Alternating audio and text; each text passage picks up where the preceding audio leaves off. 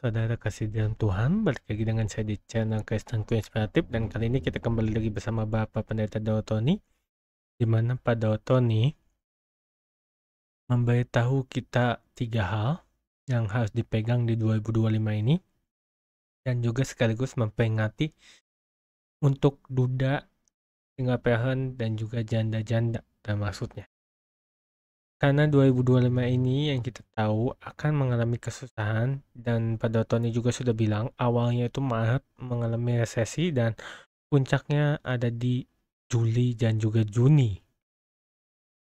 Dan pada Tony menyampaikan pesan bahwa kita harus memegang 3 hal ini, yaitu yang pertama yaitu tanggung jawab, yang kedua kewajiban, yang ketiga ini cinta. Nah, kenapa harus mengambil 3 itu? Supaya kita bisa bertahan di 2025 ini.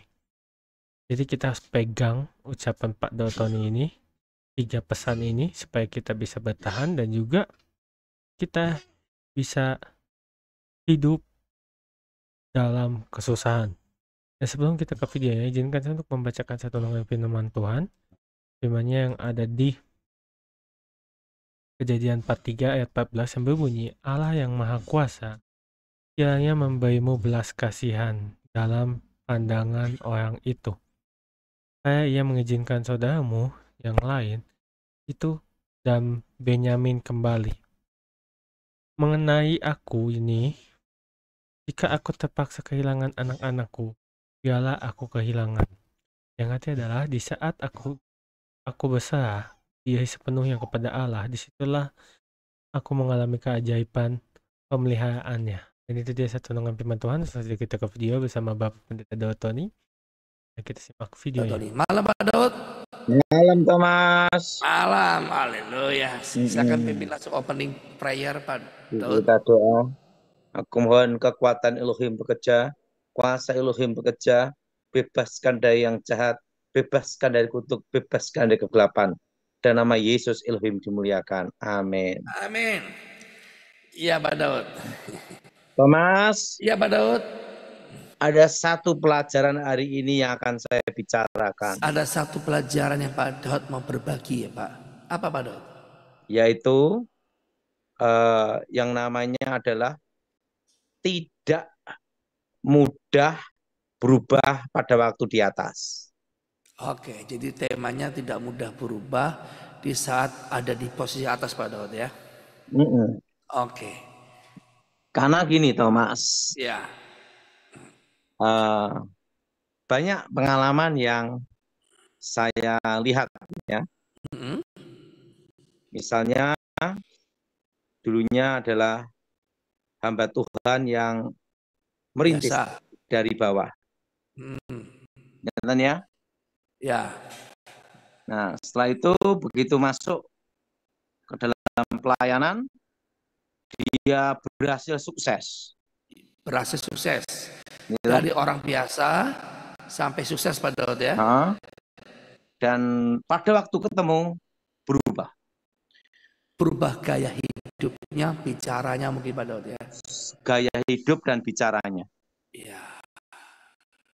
Ya. Makin sombong mungkin Pak Daud. Dan kalau kita mau bicara aja harus dengan asisten.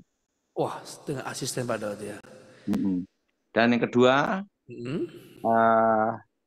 harus ada jadwal gitu, Thomas. Padahal hanya ngomong bukan bicara pelayanan, padahal hanya bicara ngobrol biasa pun harus pakai asisten dan minta waktu Pak Daud ya. Tapi itu untuk orang lain, bukan saya. Untuk orang lain Pak Daud ya. Kalau sama saya tetap langsung berhadapan. Berhadapan. Kenapa Pak Daud? Nah, kok ada Pak Daud bisa langsung berhadapan, orang lain tidak Pak Daud? Karena kan dulu sama-sama pelayanan kan. Oke. Dari bawah. Nah, dari situ saya lihat bisa berubah.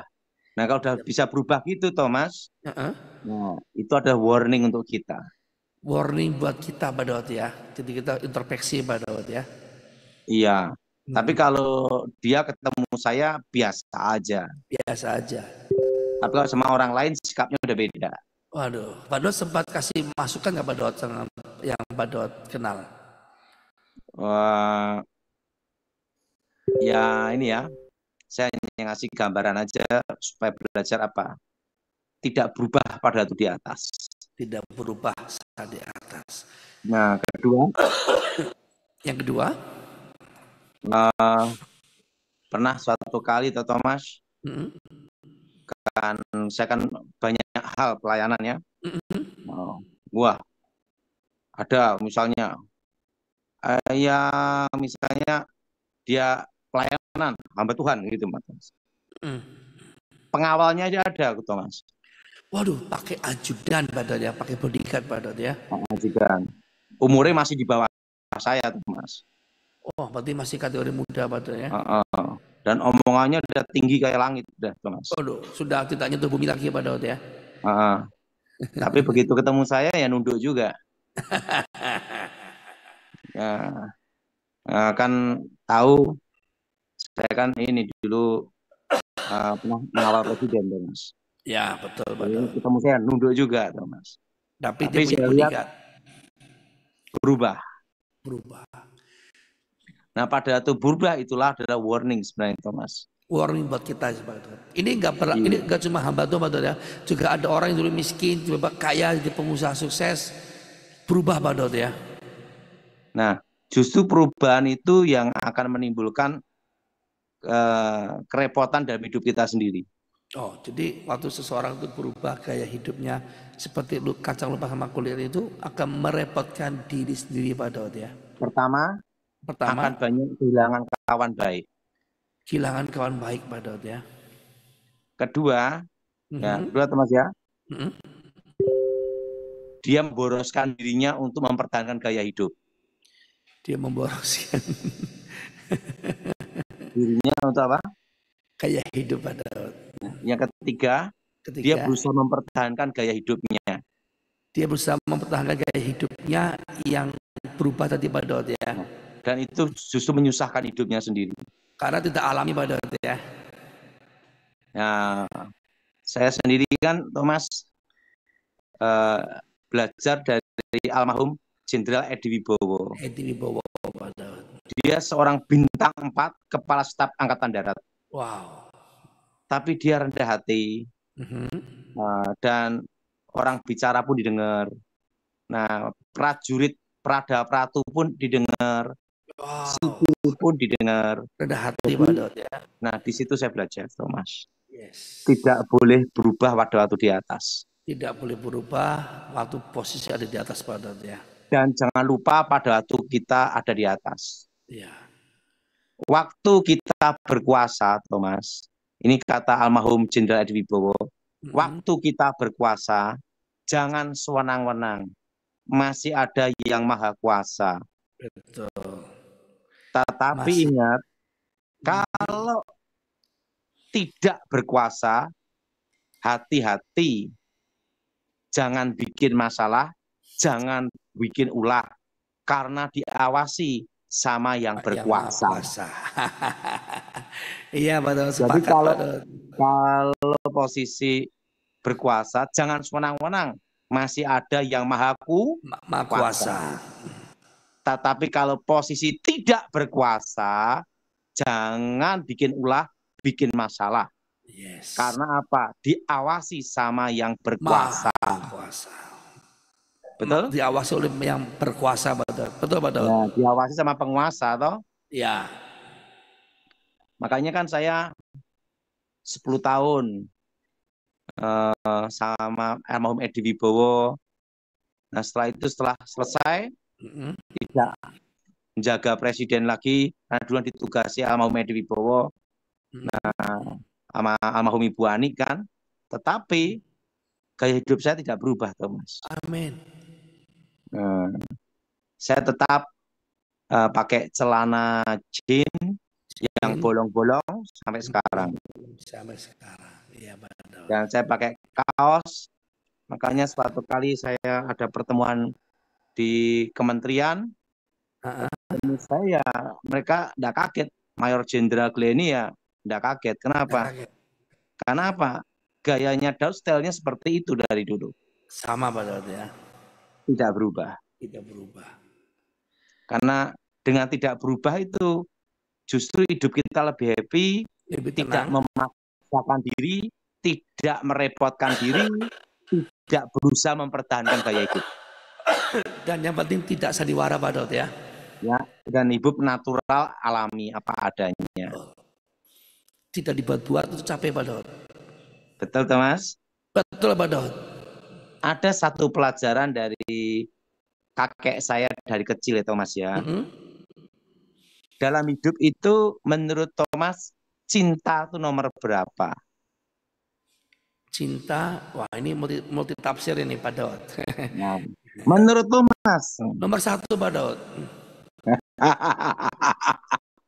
Berarti beda dengan saya. Pak Daud? Dari kecil kakek selalu ngajar saya, cinta itu nomor 3. Cinta nomor 3. Yang nomor 1 apa Pak Daud? Nomor 1 adalah tanggung jawab. Tanggung jawab. Kedua adalah kewajiban. Kewajiban, ketika baru cinta. Nah, saya tanya, kenapa cinta nomor 3? Kakek saya beritahu saya, karena cinta itu datang dan pergi, lihat situasi dan kondisi. Oh ya, karena cinta itu datang dan pergi, lihat situasi dan kondisi. Tapi tanggung jawab itu adalah prinsip sampai mati. Prinsip. Oke, kakek saya beritahu saya ada satu pelajaran. Seseorang berumah tangga tanpa cinta pun bisa karena ada tanggung jawab. Betul. Sepakat Pak Daud. Betul? Betul. Tanpa cinta yang penting tanggung jawab, tetap rumah tangga bisa berjalan. Tetapi cinta tidak ada tanggung jawab, lihat situasi, bubar. Gimana Thomas? Betul Pak Daud, sepakat. Gimana Thomas? Iya Pak Daud. Saya diajar kakek saya gini, tanggung jawab sebagai seorang laki-laki, yaitu tanggung jawab kepada negara, tanggung jawab kepada Yang Maha Kuasa, tanggung jawab kepada keluarga, tanggung jawab apa yang dipercayakan dalam hidupmu. Itu nomor 1. Nomor 1.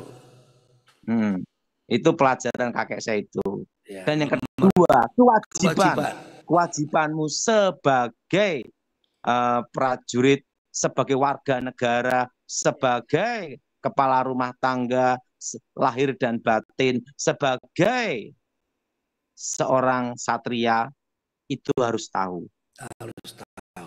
Nah, ketiga baru cinta. Cinta itu yang terakhir, Thomas. Yang terakhir. Jadi pertama ada tanggung jawab, kedua kewajiban, dan ketiga ada cinta. Nah, gimana menurut Thomas? Luar biasa Pak Daud, sangat memberikan wawasan yang dahsyat. Saya itu ditanya seseorang tentang cinta, aku tidak tahu arti cinta yang sebenarnya. Karena saya tahunya hanya satu, tanggung jawab sebagai suami, tanggung jawab sebagai waktu zaman almarhum Edi Wibowo sebagai pengawal. Nah, itu adalah tameng hidup dan siap untuk mati. Dan tanggung jawab untuk keluarga, tanggung jawab untuk pekerjaan, tanggung jawab apa yang ada. Kedua, kewajiban saya sebagai apa, itu yang saya laksanakan.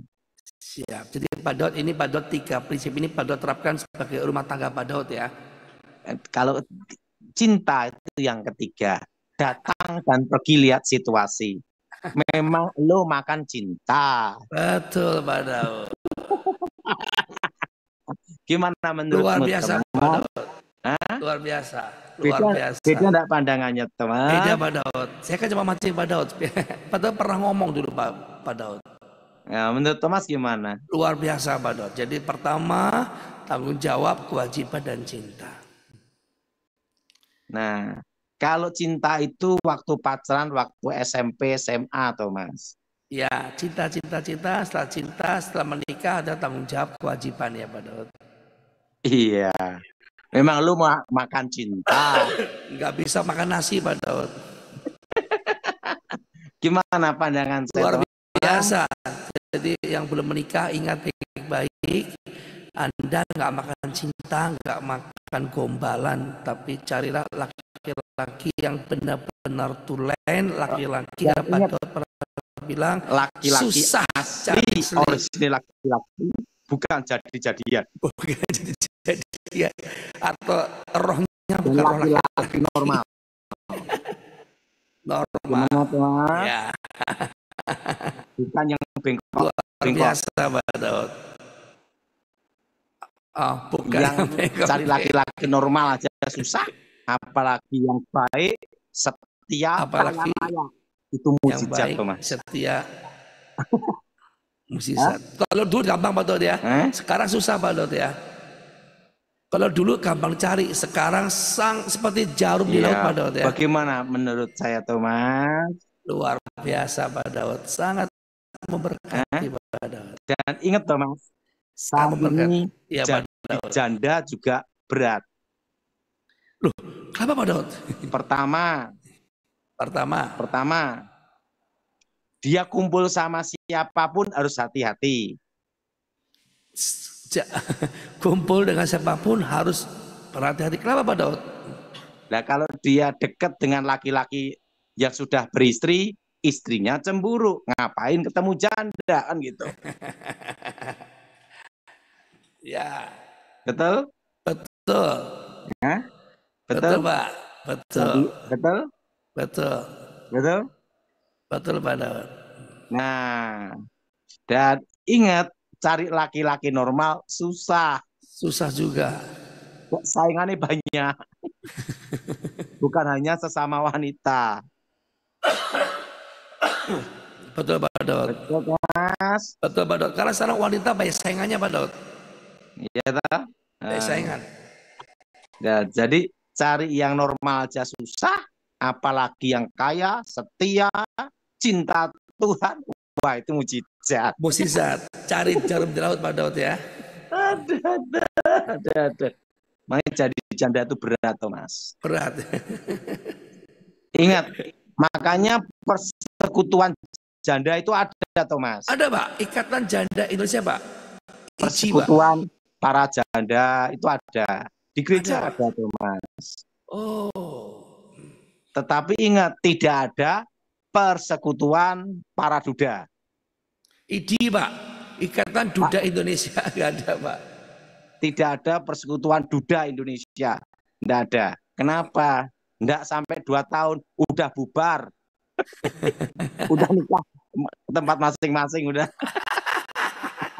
Kalau janda lebih kuat Thomas. Lebih kuat ya, karena lebih setia Pak Daud ya. Gimana pandangan saya Thomas? Luar biasa Pak Daud. Jadi pertama adalah apa Thomas? Tanggung jawab, kewajiban dan cinta. Thomas gimana? Luar biasa Pak Daud. Kasih yang 2 jempol Pak. Laki-laki normal aja susah. Apalagi yang setia, baik hati dan takut Tuhan. Dan kaya raya. Dan kaya raya susah lagi Pak. Itu mujizat. Mujizat. Kalau cinta Tuhan, setia, miskin, banyak Thomas. Cinta Tuhan, miskin, banyak. Tapi cinta Tuhan, setia, kaya raya, takut Tuhan, itu mujizat. Mujizat. Seperti orang nemu jarum di laut Pak Daud. Gimana Thomas? Luar biasa Pak Daud. Oke. Saya ucapkan terima kasih buat kalian sudah menonton video dari Bapak Pendeta Daud Tony, channel Kristen Konservatif, dan juga saya ucapkan terima kasih buat kalian sudah mendukung selalu channel Kristen Konservatif yang sudah subscribe, like, komen, dan share. Dan sebelum saya mengundurkan diri, saya ingin membacakan bantuan yang tadi, ayat 43 ayat 14 yang berbunyi, Allah yang Maha Kuasa kiranya memberimu belas kasihan dalam pandangan orang itu, supaya ia mengizinkan saudaramu yang lain itu dan Benyamin kembali. Mengenai aku ini, aku terpaksa kehilangan anak-anakku, biarlah aku kehilangan. Dan itu dia satu dengan firman Tuhan. Dan saya udah pamit, saya ucapkan terima kasih sekali lagi. Shalom and God bless you all. Dukung channel ini dengan cara subscribe, like, comment, and share supaya channel ini dapat membagikan khotbah-khotbah yang membangun iman kita. Terima kasih. Shalom and God bless you all. Yeah.